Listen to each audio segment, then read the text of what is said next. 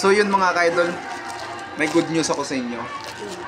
Dahil pag pasok ko kanina sa trabaho, may naghahanap sa akin na rider at may pinabibigay siya. Sabi ko wala naman akong order. Pero sabi niya sa akin daw nakapangalan, pero bayad ng mga ka-idol dyan. Chamba na ni mga ka-idol. So, hindi ko alam, wala akong idea mga ka-idol kung kanina to galing. Kung kanina man to, salamat sa iyo at God bless. At binigyan mo ako ng maagang blessing. Yan mga ka-idol. Wala talagang idea mga ka-idol kung ano to. So, titignan natin mga ka-idol. So mga ka-idol, bubuksan na natin mga ka-idol, no? Para malaman natin yung laman.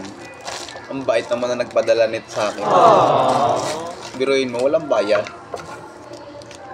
So gagamitan na agad natin ng gunting para mabilisan, no?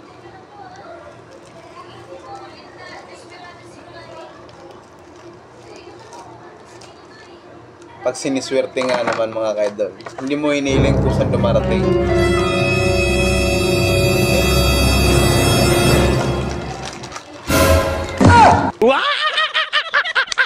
Gatas mo eh.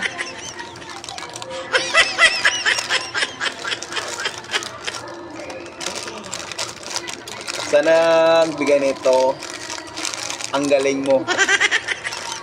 Umiinom ako nito araw-araw para malusog at malakas ang katawan.